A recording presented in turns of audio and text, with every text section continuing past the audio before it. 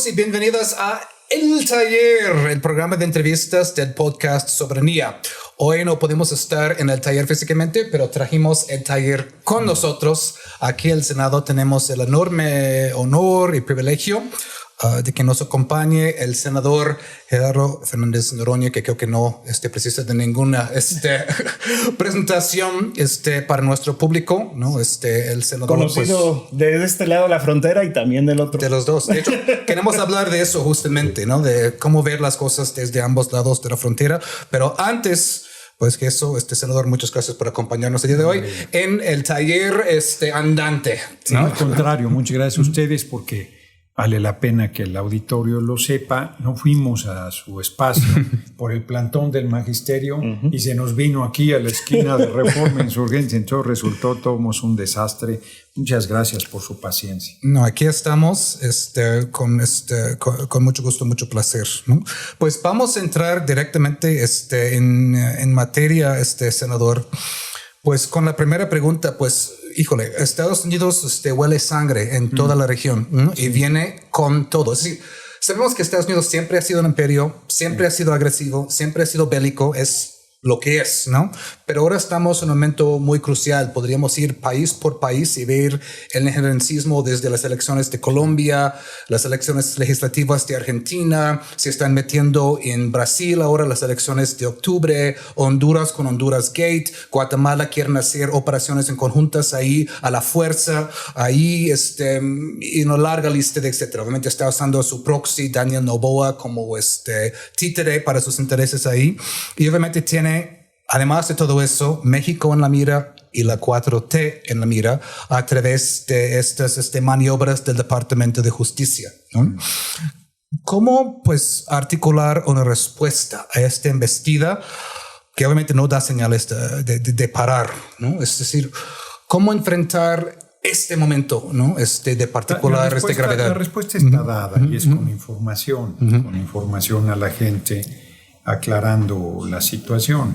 Yo creo que no pudo ser más oportuna la carta del compañero presidente López Obrador, que pone las cosas en su lugar. Es una ofensiva del gobierno de Estados Unidos, una ofensiva que había estado anunciada además, porque desde un inicio de su nuevo gobierno, el presidente Trump planteó muy claro que iba sobre Irán, que iba sobre Cuba, claro, que iba sobre Venezuela, la República Bolivariana de Venezuela, que iba sobre Brasil, sobre México, sobre Groenlandia, y lo ha venido cumpliendo paso a paso. Es volver al siglo XX, porque si bien es cierto que Estados Unidos ha tenido siempre un comportamiento imperialista, este tipo de agresiones militares estaban ya fuera de tono.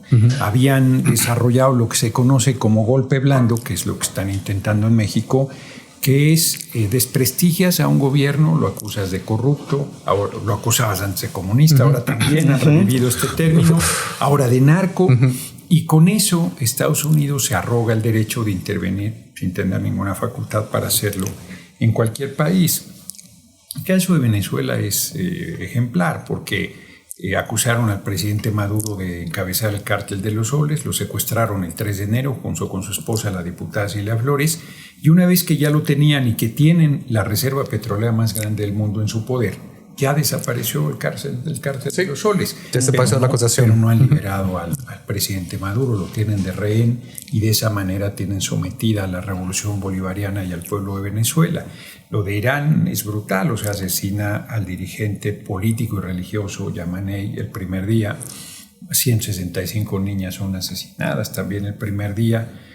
Una guerra, que es una agresión militar unilateral de Estados Unidos, que dijeron que iba a durar 2-3 días, lleva ya 2 meses y medio, creo, y dice que abran el estrecho de Hormuz, pues si estaba abierto, la agresión militar. La amenaza sobre Cuba es infame, el bloqueo ha llegado a evitar que les llegue petróleo, está sufriendo muchísimo, ha sufrido en 65 años una barbaridad el pueblo de Cuba, hoy está en el momento más difícil, yo creo, de su historia. Y nosotros, ya no sé lo de Brasil, todo el recuento que haces es correcto. Me parece que está claro que es una actitud injerencista, estas acusaciones contra compañeros nuestros de vínculos con el narco. Es la primera vez en la historia de la relación bilateral con Estados Unidos que acusan a un gobernador en funciones. Sin presentar una sola prueba. La derecha, desviando el tema de que la gobernadora de Chihuahua, María Eugenia Campos, abrió la puerta para que la CIA operara en México, violando la Constitución y la ley.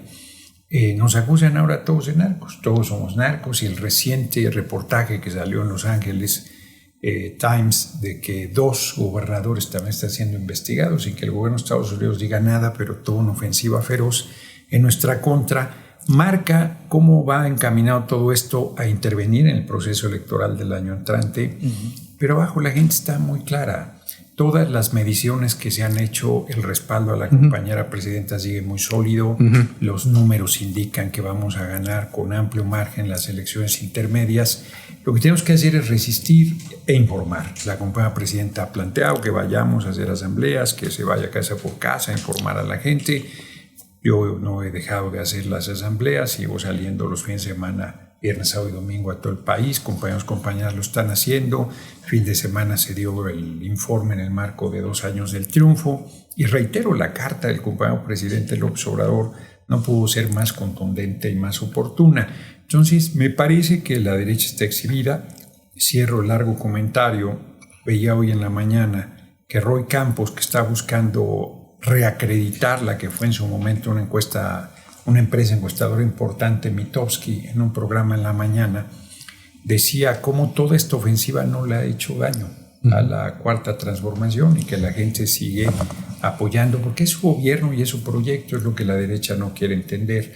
Y a diferencia de otros lugares, Colombia, por ejemplo, el órgano electoral está en manos de la derecha, Honduras, el órgano electoral está en manos de la derecha y facilitó la intromisión del gobierno de Estados Unidos. Argentina, pues, son una facha las instituciones a estas alturas en los 2 sentidos de la palabra. Brasil no va a estar fácil para el presidente Lula la reelección, a pesar del apoyo popular que tiene. Aquí la tiene más difícil la derecha, ¿no? El órgano electoral es independiente, el respaldo popular es muy importante, la conciencia de la gente es muy grande, pero sin duda es una ofensiva quizás la más grave que haya tenido nuestro movimiento. ¿Usted ha visto bien la respuesta, por un lado desde el gobierno y por otro lado desde los partidos que forman la coalición? Sí, muy firme la compañera presidenta. Primero, siempre ha sido prudente y cuidadosa y ha acabado llamándole a las cosas por su nombre, injerencismo. Ha planteado muy claro que esta es una acción política del gobierno de Estados Unidos. No lo dice así, pero se interpreta queriendo descarrilar al gobierno que ella encabeza y a nuestro movimiento, por lo menos queriendo lastimar la parte más fuerte que tiene, que es la honestidad. Ayer ella comentaba, me da risa las acusaciones contra el compañero presidente Silva Herzog Márquez, que si su abuelo reviviera se volvería a morir. Es una vergüenza del tipo de nula seriedad, acusando al compañero presidente López Obrador. Hoy en la mañana Ciro Gómez Leiva, centavero le digo yo, diciendo que es el padrino, el jefe del vínculo con el crimen organizado. Cuando empezaron a decir esto, yo también me moría de la risa. O sea, si algo tiene sólido es que el compañero presidente es su honestidad.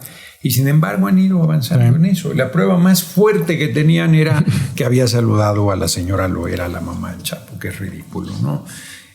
Ahora hablan, es que Ovidio fue soltado porque iba a generarse una matanza de población civil en Culiacán cuando fue detenido, y luego fue detenido nuevamente y en este momento está en Estados Unidos porque fue extraditado. Entonces se les olvidan esos pequeños detalles a la derecha que siguen en su insidia, siguen en su... yo digo, son títeres de la derecha, del gobierno de Estados Unidos y herramientas de la derecha internacional, de la ultraderecha, porque es increíble que en pleno siglo XXI no solo haya renacido esta cara más agresiva del imperialismo estadounidense, sino que ha renacido el nazismo, la verdad. Claro. O sea, es una posición racista, clasista, de imposición de la fuerza. Estados Unidos es el país militarmente más poderoso del mundo y con esa herramienta quiere saquear a todo el mundo e imponer sus intereses. Yo creo que será derrotado, igual que fue derrotado el nazismo en el siglo XX, pero mientras eso sucede es muy difícil. Ante esa lucha contra esta extrema derecha, nos hablas de usted mismo sale y habla con la gente los fines de semana. No me parece que es casualidad que pues en el meeting masivo, en el Monumento de la Revolución, la presidenta emita este comunicado. Pero algo que nosotros hemos conversado mucho en nuestro programa es precisamente la importancia del carácter masivo de Morena, ¿no? Sí. De que somos billones de personas que se identifican con el proyecto, y creo que ahí sí me interesa saber su opinión acerca de cuál es el papel del partido en particular, ¿no? Una cosa es los representantes, ¿no? La gente con cargo electoral, la presidenta, dirigentes. Yo creo que muchos ven muy bien algunos de los cambios que ha implementado la nueva presidenta de Morena, pero ¿cuál es el papel del partido en esta lucha contra la extrema derecha ante esta coyuntura de injerencia por parte de Estados Unidos también? Fíjate que yo creo que nosotros mismos no le hemos dado la dimensión a lo que pasó el domingo anterior. Es la primera vez. El presidente convocaba al Zócalo, lo llenó cualquier cantidad de veces. Nunca se planteó algo como lo que se hizo el pasado domingo. En todos los estados también. En todos los estados de la República, excepción de Coahuila, que tiene proceso electoral. 850,000 personas se calculan, pueden decir más, pueden decir menos, los que quieran poner. Es una movilización impresionante, sin precedente, que acredita la fuerza del partido y del movimiento y de nuestro gobierno. Somos una misma cosa, no en el sentido del régimen de partido-estado, que era toda la estructura de dominación. Acá se ha venido construyendo desde el pueblo un movimiento popular, valga la redundancia, encabezado primero por el compañero presidente y ahora institucionalizado y encabezado por la compañera presidenta Claudia Sheinbaum Pardo. Y el partido es una herramienta muy importante porque el partido es un partido excepcional. Es un partido que en 2015 tenía 30 y tantos diputados federales, la mayoría de representación proporcional y diputadas, y que en 3 años gana la presidencia de la República, la mayoría en ambas cámaras, la mayoría de los estados, tenemos 24 estados en este momento, mayoría calificada en ambas cámaras y repite la presidencia con casi el 60% de la votación. Electoralmente es una herramienta poderosísima. Políticamente, yo creo que se ha hecho un esfuerzo organizativo. Ahora que salió Andrés Manuel López Beltrán, dejó el número de afiliados y el número de comités de base, se hizo a toda la estructura como nunca antes. Pero creo que ha tenido mucho un acento electoral y que me parece, aunque mantiene la discusión política, yo comentaba hacia una crítica al partido y al movimiento diciendo que no hay un espacio de discusión política, y me respondía la secretaria general, se discute en todos lados. Es cierto, pero eso no es lo que se requiere. Lo que se requiere son espacios de decisión colectiva, institucional y de discusión. Yo he insistido en mi experiencia, como lo tenía el PRD, el Consejo Nacional del PRD era importantísimo, venía 300 dirigentes de todo el país y había discusiones muy relevantes cada 3 meses y se definía una línea política con una votación de la mayoría de sus integrantes. Yo creo que eso no tiene el partido y el movimiento, y creo que le hace falta, porque hace falta una reflexión crítica interna, no hacia afuera, no hacia los medios, no a darle elementos a la derecha, pero sí hacia el interior, donde puedas manifestar preocupaciones, plantear iniciativas, realizar críticas que puedan ser de utilidad al movimiento, yo creo. Pero el partido es una herramienta eficaz y poderosa. Por eso a mí me queda claro, electoral, política y de conciencia. Cambiando un poco de tema, senador, usted vivió en Estados Unidos, tuvo varios trabajos ahí, conoce bien ahí, además viaja mucho ahí. Estuve muy breve, ¿Sí? Estuve un mes, iba por 2 meses, Sí. Perdón por la interrupción. No, adelante. Estuve un mes, yo tenía 17 años, acababa de salir del bachillerato, y los 2 meses de vacaciones me fui para trabajar y hacer algo de dinero y regresar a la universidad. Y fui deportado el primer mes, hice una redada. Estábamos en la industria de la construcción yo tenía mi boleto de regreso, yo no pensaba quedarme. Y nos fueron a aventar hasta San Luis Potosí.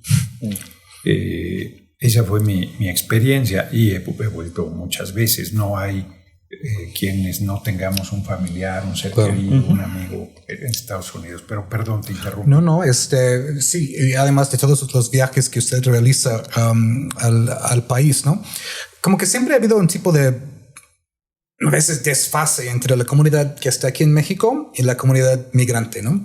Desde acá, pues, les llaman pochos a los migrantes, a los que se fueron, y desde el lado de los migrantes, a veces no, pues, tienen el tiempo para seguir, ¿no? La lucha que ha pasado aquí, ¿no? Toda la lucha durante décadas de aquí, ¿no?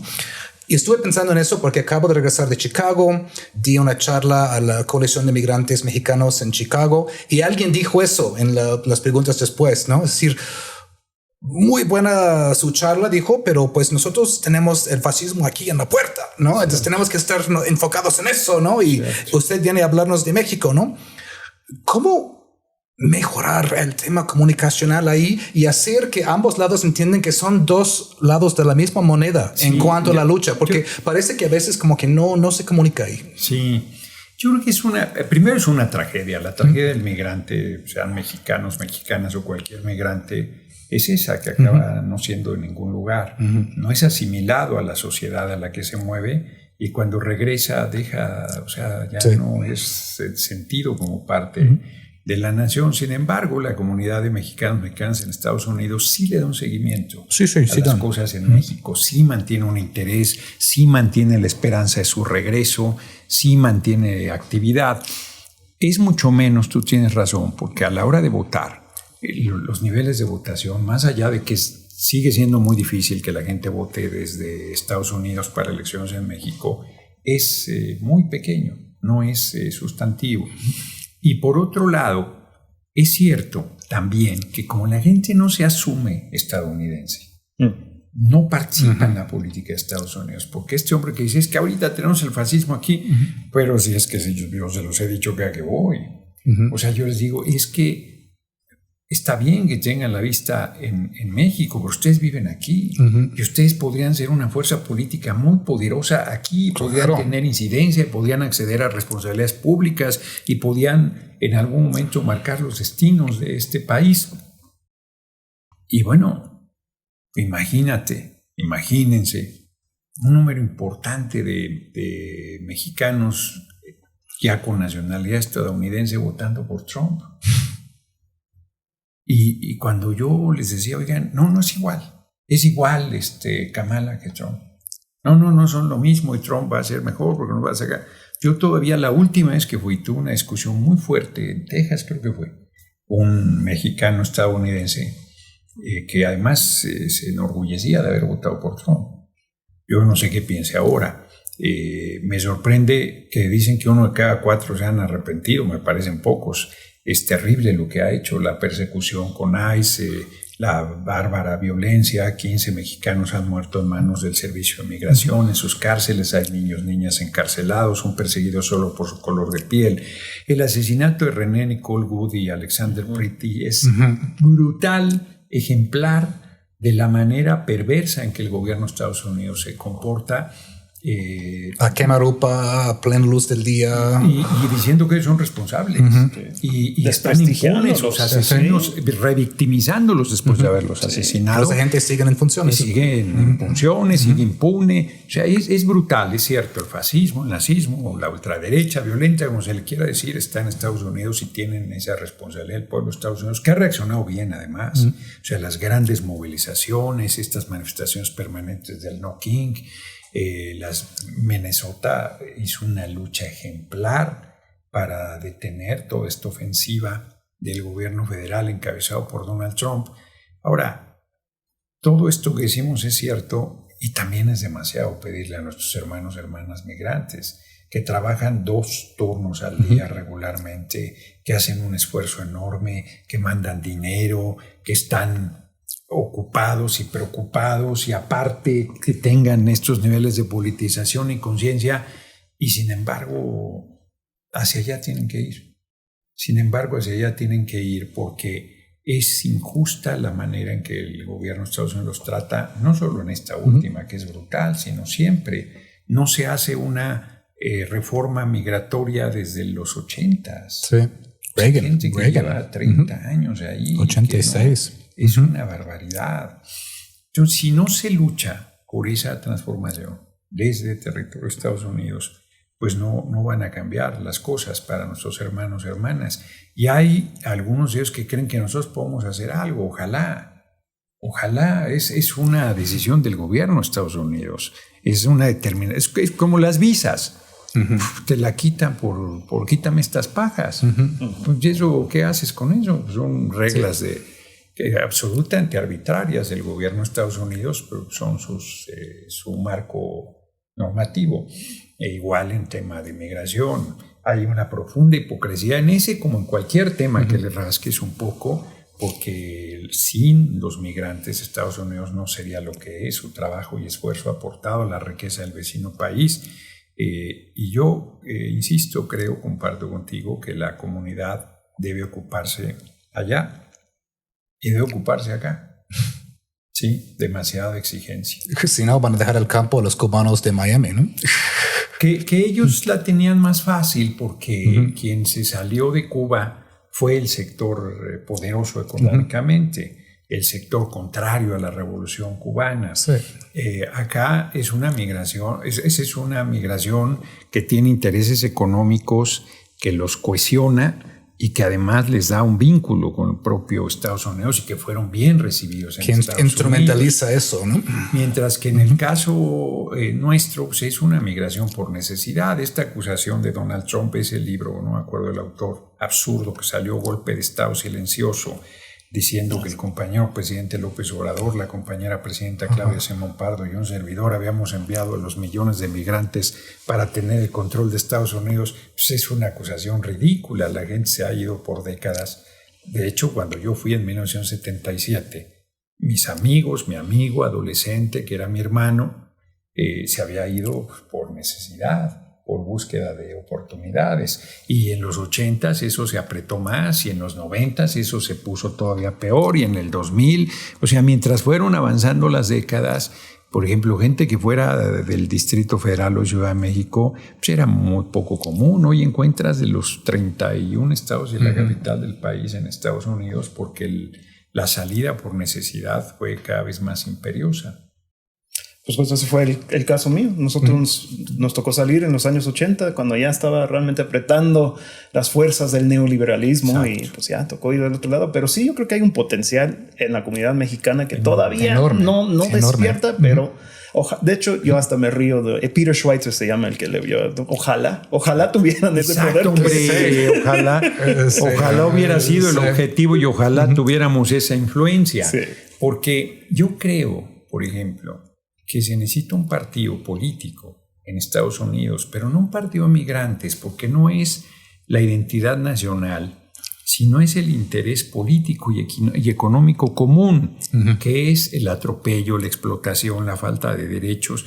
Este video que acaban de subir, creo que es anglosajona la persona, no estoy seguro, de una mujer de 93 años limpiando las salas de cine, porque si no trabaja no come.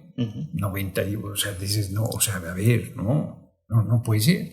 O estas imágenes de aventando a la gente afuera del hospital porque se acabó la póliza de cobertura del seguro médico.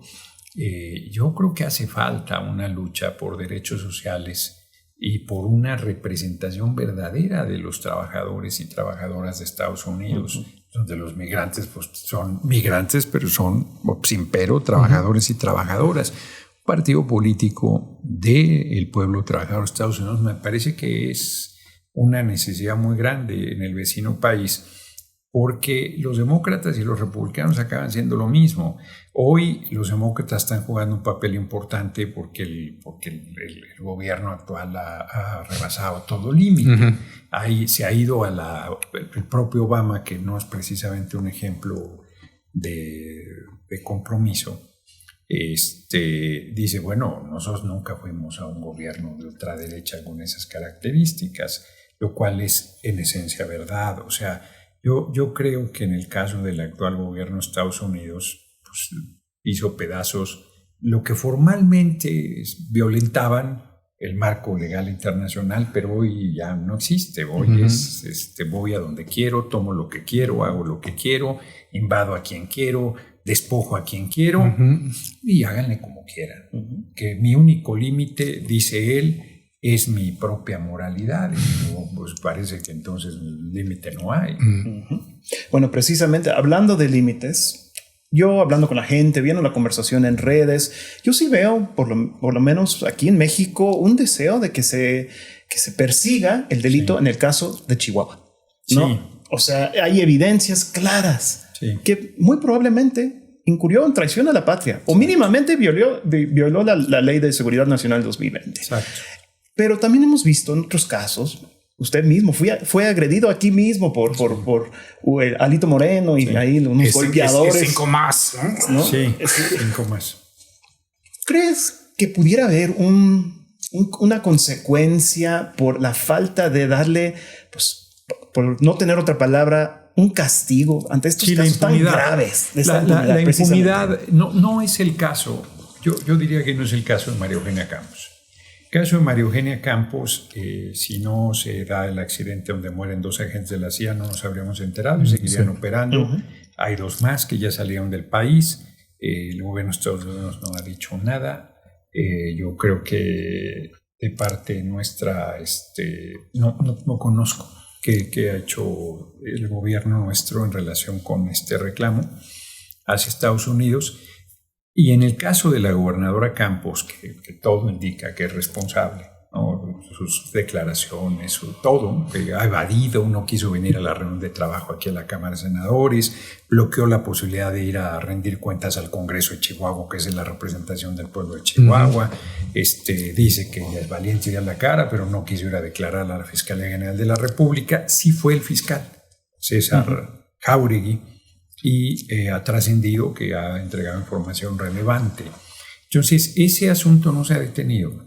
Esa investigación continúa y a mí me parece que la Fiscalía General de la República está integrando un expediente muy sólido. Yo no veo cómo se escape del ejercicio de la justicia María Eugenia Campos. No lo veo, la gobernadora de Chihuahua. En el caso de Alejandro Moreno, yo he sido de las voces que más he insistido, no por la agresión a mi persona, que era siendo presidente de la Cámara de Senadores, siendo presidente de la Comisión Permanente en ese momento, sino inclusive el daño patrimonial que le hizo al pueblo de Chihuahua y que de Campeche, y que la gobernadora Laida Sansores ha documentado de manera tan contundente. Yo creo que se debe proceder, no sé por qué no ha sido desaborado. Sé que está viva la investigación en la Fiscalía General de la República, la agresión a mi persona y a varios compañeros del equipo, a Emiliano González particularmente, y me parece que en ese caso y en otros más deberíamos actuar con absoluta contundencia. Yo no tengo duda de que acabarán en la cárcel Alejandro Moreno y María Eugenia Campos, por citar 2 ejemplos sobresalientes. Y sé que la gente, pues yo doy mi videocharla todos los días a las 6 de la tarde, y la gente dice, no, es que están siendo muy tibios. No es el caso con la gobernadora de Chihuahua. Ahí se está actuando y creo que la Fiscalía va caminando con mucha solidez, que está haciendo un expediente muy robusto y que no va a tener salida la gobernadora. Creo que pues lo más preocupante del caso de Alejandro Moreno, además de su espantosa corrupción en Campeche, fue el hecho de agredir ahí, ¿no? En estrado, ahí, como que indicativo de un viraje hacia la ultraderecha. Esta idea de como tropas de shock, ¿no? Esta idea de que podemos golpear, ¿no? Y pues sin necesariamente, obviamente, el futuro todavía tendrá su palabra, pero sin sufrir un castigo por eso, ¿no? Y esto pues me hace llegar a la siguiente pregunta, ¿no? Porque los golpes también vienen de la prensa y bien lo sabemos. Usted lo sabe mejor que nadie, ¿no? La prensa corporativa se dedica a destruir las trayectorias de políticos incómodos a través de, obviamente, campañas de desprestigio, ¿no? En el mundo anglófono vemos el caso de Bernie Sanders, vemos el caso de Jeremy Corbyn, ¿no? Corbyn que estaba pues muy cerca en 2017 de llegar a ser primer ministro, pero por ser pro-palestino pues lo tacharon de antisemita y pues estaban ahí acampados fuera de su casa todos los días para agredirlo, acosarlo más bien en cuanto saliera de su casa. Traicionado también por elementos dentro de su propio partido. Su propio partido, el Partido Laborista. Entonces, casos abundan, ¿no? Con Andrés Manuel lo han intentado durante décadas, ¿no? A cualquiera que quiera hacer un verdadero cambio en la estructura económica de tanta desigualdad, ahí están, ¿no? Y ahora lo vemos peor por esta pues red muy articulada a nivel internacional. Exacto. Tenemos la red Atlas, tenemos CPAC, tenemos la derecha diario, tenemos la inteligencia artificial desde 2022. ¿Cómo se puede articular otra vez una respuesta a eso? Porque alguien sube la cabeza. Ahora hay un candidato de senador para Maine que ni siquiera está radical en Estados Unidos, pero está mínimamente pro-Palestina y todos los días contra él, todos los días. ¿Cómo podemos dimensionar algo nuevo donde la izquierda no está siempre en una posición de estar a la defensiva? Sí. Siempre esperando el siguiente golpe. Sí, y por un lado, yo lo he comentado públicamente. Cuando llegué a la presidencia de la Cámara de Senadores, el presidente Maduro fue muy gentil, me envió una carta muy, muy bella. Y hablamos en varias ocasiones. Él estaba muy interesado en un acercamiento más sólido con la compañera presidente. Y desesperaba porque no hubo condiciones, y me decía, Gerardo, si no nos unimos nos van a cocinar uno a uno. Uh-huh. Y eso es lo que ha venido sucediendo, o sea, no vemos, frente a esta articulación de la derecha, se articula en torno a poderes, a intereses económicos poderosos. La izquierda nos repite en el mismo esquema en cada lugar y no aprendemos, y no hacemos la articulación, y no generamos unidad, y no generamos intercambio, y no hacemos la agresión que hay sobre Cuba es terrible, y Boric diciendo que era una dictadura, o sea, por favor, o sea, no es si estás de acuerdo o no con el gobierno de Cuba, o si estás de acuerdo o no con el gobierno de Irán. ¿Quién le dio derecho a Estados Unidos a irse a meter ahí? Eso le corresponde a cada pueblo determinar. O sea, si en pleno siglo XXI no somos capaces de que mínimo se respete la soberanía y la independencia de los pueblos, de las naciones, pues está eso perdido todo. Claro. Entonces, planteaste varios temas. Mira, paradoja en paradojas. Alejandro Moreno Cárdenas sí tiene una sanción y la tiene desde el exterior. Su partido fue expulsado del Internacional Socialista justo por la agresión a mi persona, siendo yo presidente de la Cámara de Senadores.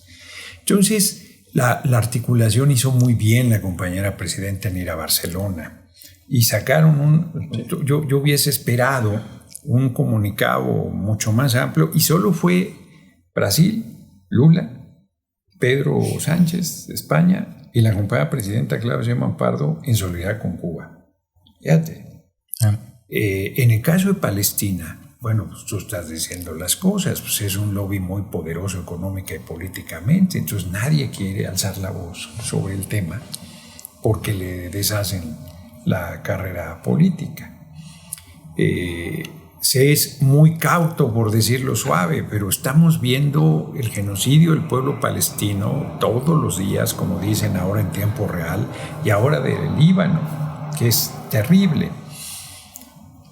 Todas esas, y que Gran Bretaña, Inglaterra, pues cierre filas con Israel es entendible, pues es su hijo. Ellos fueron la perversidad de la idea de meter ahí el huevo y la serpiente, y de imponerle al pueblo palestino la presencia del primero de la población judía sionista y después del Estado de Israel.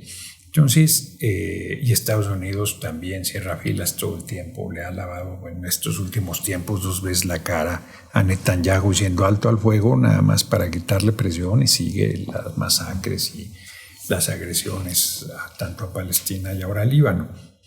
Entonces es muy desesperante ver toda esa ofensiva sin que puedas detenerla. Yo creo que igual que en el siglo XX fue derrotado el nazismo, será derrotado nuevamente en este siglo. Para eso hay que avanzar en conciencia en los pueblos, en articulación entre gobiernos y pueblos, en alzar la voz, en restablecer instituciones multinacionales que hagan valer también el Estado de Derecho y que el pueblo de Estados Unidos reaccione. También. Nosotros estamos esperando, yo creo que nosotros tenemos que resistir de aquí a noviembre. Falta mucho, son 6 meses. A cómo van los acontecimientos es un mundo de tiempo, es un plazo muy corto en la vida de un ser humano, pero la manera en que se conduce el gobierno de Estados Unidos lo hace un tiempo larguísimo. Entonces son varias pistas, varias funciones, y tú lo que tienes que hacer es lo que puedes. Pues si de repente te planteas esta dimensión de problemas, pues llegas a la conclusión que nada puedes hacer. Y la conclusión es la inversa. Todo mundo podemos aportar, todo mundo podemos iniciar la reflexión, iniciar el análisis, compartir información, evidenciar cosas, plantear iniciativas, boicot a los artículos israelíes, por ejemplo, ¿no?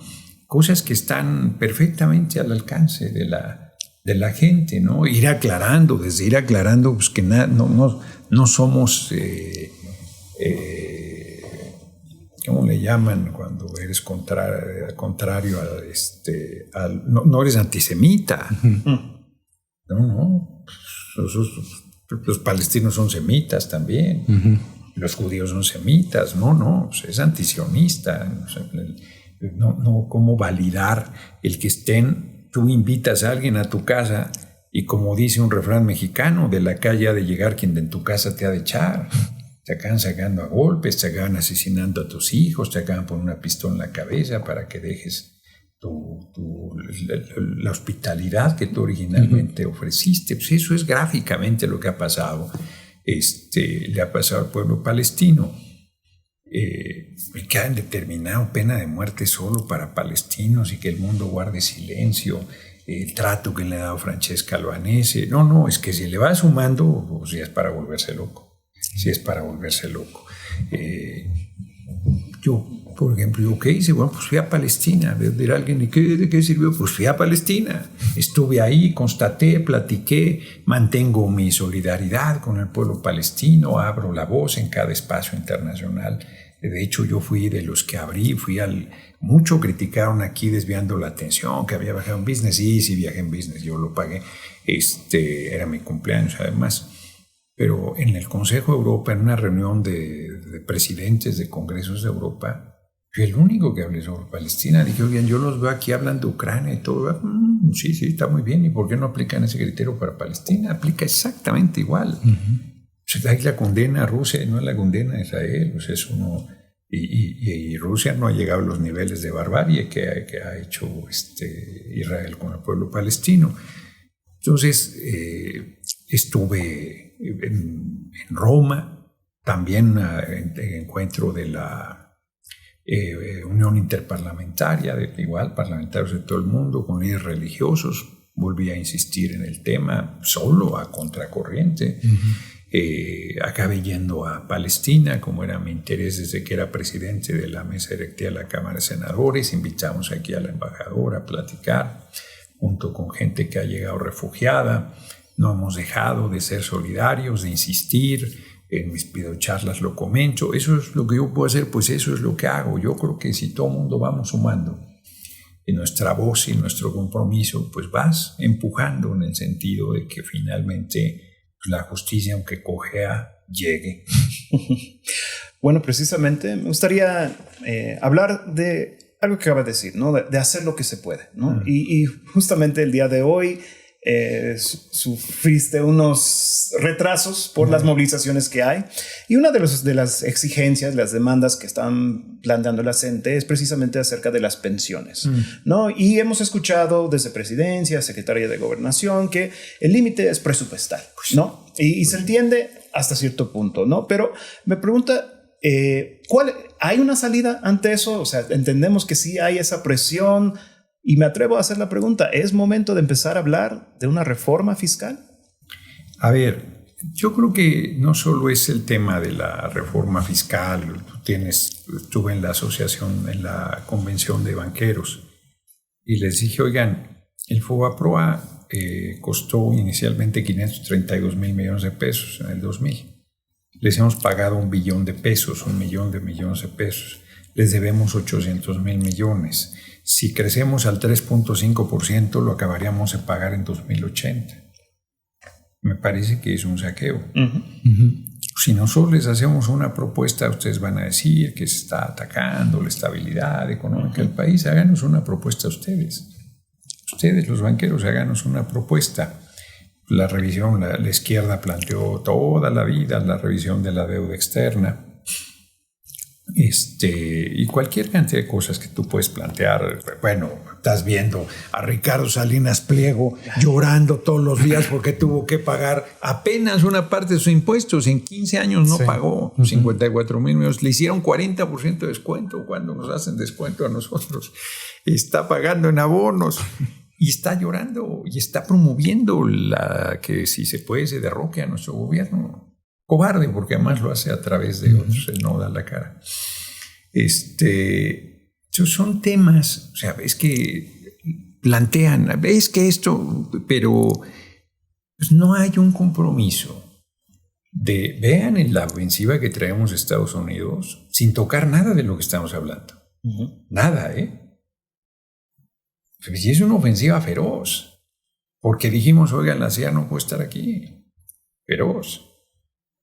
Si te atreves a tocar ese tipo de interés, que yo no estoy diciendo que no los toquemos, pero es que es muy fácil decir, ahora ustedes hagan eso. Y cuando dijimos, oigan, hay que parar esas reformas, ¿dónde estaban? Algunos estaban, pero muchos de los que hoy aparecen muy radicales no estaban. No se jugaron porque sabían que se los iban a madrear, sabían que los iban a correr, sabían que iba a haber represión. Y hoy que pueden expresarse con absoluta libertad, nos plantean, no es falta de cariño, es falta de dinero, efectivamente, y lo saben bien. Aumento salarial, a ver, las pensiones, ándale. Hay justicia en el planteamiento, aumento salarial de 100%, pues también puede ser muy justo. ¿Cómo damos un aumento salarial de 100%? Aún con una reforma fiscal. Yo creo que sí se requiere pues, sentarnos con mucha seriedad a discutir los problemas del país y decir, porque el campo también se moviliza y no, es que no hay suficiente apoyo al campo. Y yo digo, tenemos gente viviendo en la calle. Decimos que por el bien de todos, primero los pobres, y tenemos gente viviendo en la calle, niños, niñas, jóvenes, adultos mayores. No hemos llegado a ellos. Y no, lo importante es el campo. Sí, yo acepto los argumentos. La importancia de la educación, sí, acepto. Y y el sector salud, sí, claro. Y así te puedes ir yendo, ¿no? Y nosotros apretándonos cada vez más, dirán misa, pero apretándonos cada vez más, los salarios son, se redujeron de manera importantísima. Y todos los demás diciendo, sí, está bien que ustedes no tienen derecho a nada, ¿no? A mí no me preguntas si yo voy a tener una pensión, ¿no? No he logrado las cotizaciones todavía. Creo que tendríamos derecho a una pensión también. Creo que todo el pueblo tiene derecho a una pensión. Incluso el Partido de Trabajo en algún momento planteó la renacionalización de los Afores, ¿no? O algo parecido. Quisiéramos algo así. Imagínate. Si ahorita, con lo que llevamos, nos quieren descarrilar. Ahora, no digo que si haces cambios más importantes, la ofensiva va a ser mayor o no. Lo que digo es que para dar una serie de luchas, pues es necesario acumular la fuerza para poderlas enfrentar. De otra manera no veo la forma. Sí. Y además pues son los factores que están fuera del control también, ¿no? O sea, de que la correlación de fuerzas en la región no se da. O sea, nos estamos quedando solos en muchos sentidos. Como me asombró mucho es lo que comentó el compañero Maduro en esa carta. Sí, claro, lo identificó y él está pagando el precio. No vaya a ser que México se quede literalmente solo. Eso sería incluso...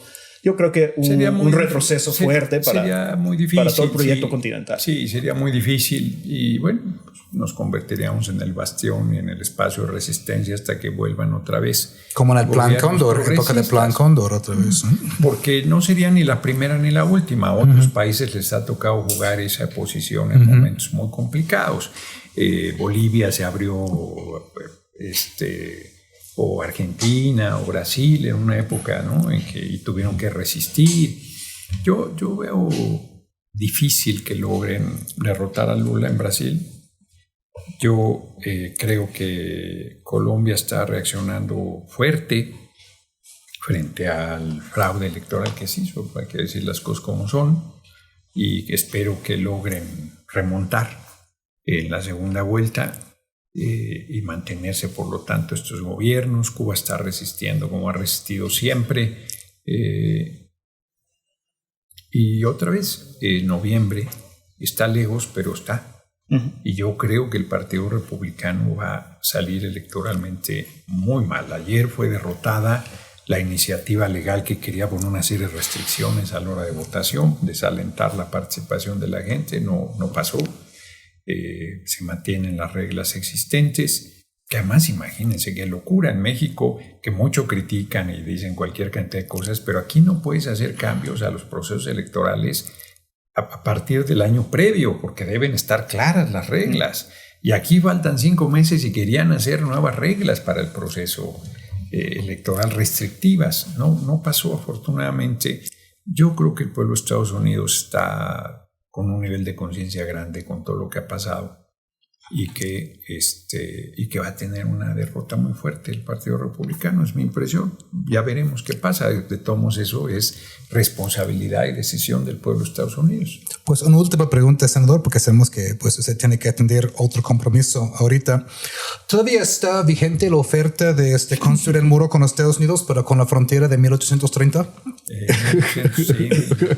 Sí, bueno, hay un libro que se llama Heridas que no cierran, de un hombre, Chávez, siempre se me olvida porque es un apellido compuesto, Chávez algo. Y él plantea, y él es un abogado, el libro yo lo hubiese querido cuando fui presidente del Consejo Editorial de la Cámara de Diputados hacerlo y ya no pudimos por una u otra cosa. Y él ahí dice que nos robaron 60% del territorio, pues no compramos y con una pistola en la cabeza, y que entonces deberían ser territorios ocupados y que debería litigarse, no tanto con la idea de que vayas a recuperarlos o no recuerdo si va tan profundo en ese sentido, pero sí de que por lo menos haya reconocimientos de que los mexicanos que están ahí pues están en su territorio. Y me parece, otra vez, pues como ideas y como iniciativas pueden ser muy poderosas. ¿Estaría dispuesto nuestro país, nuestro pueblo y también nuestro pueblo en Estados Unidos a empujar una cosa de esa naturaleza? Porque no es decirlo, es sostenerlo con la lucha, con la organización, con la fuerza, con la resistencia frente a la reacción, porque imagínense la reacción que habría. Sí, pero Schweitzer se enojaría bastante, creo. Si escuchara esta entrevista, yo creo que le va a poner un capítulo más a su libro en la próxima edición. Que se aguante, yo diría. Entonces, pues sí, así está. Pero sí, claro, yo lo que dije lo sostengo. Si quieren que hagamos el muro, pues sí, que nos regresen Texas o México, parte de Utah, parte de Colorado, Arizona, California, y hacemos el muro con mucho gusto. Yo creo que debemos tener una buena relación, ambos países, ambos gobiernos. Pues estamos condenados a vivir lado a lado, sí, hasta la eternidad. Entonces, no es un asunto de bravuconerías ni de vagancias, no, o sea, ahora sí que, como decían en mi colonia cuando las cosas se ponían complicadas, pues vámonos respetando. Vámonos respetando. Yo creo que si hay un trato de respeto, no pasa nada. Se puede resolver cualquier cosa. Pero si es yo aquí mando, yo aquí soy, porque soy el más poderoso, pues fíjate que no. Fíjate que no, que las cosas no son así.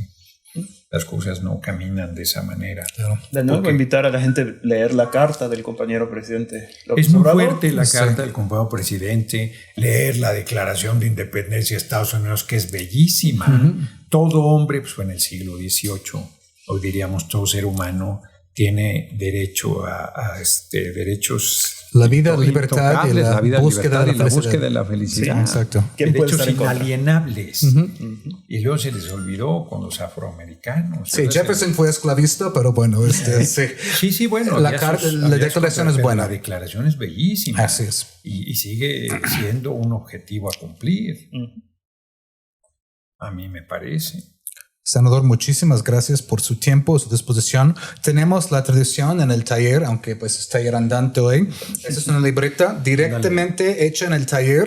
Me por la parece muy maestra bien, porque encuadernadora muchas gracias. Nidia, y esta es una agenda, porque una pensé que antología era... de cuento oaxaqueño. Ándale, de chile, cuentistas mole y pozole. actuales. Me parece muy bien. Entonces, Pues yo voy para a su hacerles colección. también, no se verá, pero ahí hay un montón de libros en ese librero de cuando fui presidente del Consejo Editorial, y les haré también entrega de los libros que les interesen. Muchas gracias, senador Ahí Gerardo tenemos Fernández. de la lucha de los afroamericanos por la igualdad de derechos civiles, la biografía de Angela Davis, de Malcolm X, creo que se acabó la Malcolm increíble. X, de Assata Shakur, Negro como yo, de Griffin, por poner algunos ejemplos, algunas cosas de James Baldwin.